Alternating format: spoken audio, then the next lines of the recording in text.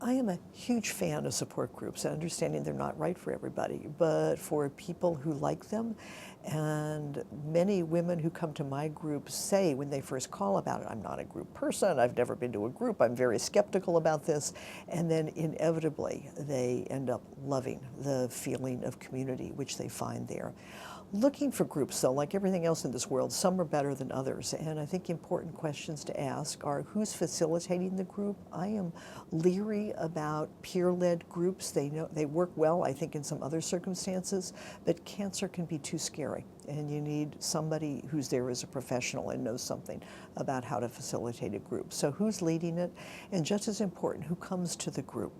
Again, there's differences of opinion about how cancer groups should be organized. There are some very good places that believe you throw diverse people with diverse experiences into the room and they find that they have more in common than not and it works out. I disagree with that approach and think that groups work better if they're quite tightly defined and people are in a room with others who've had as similar as possible an experience as they have.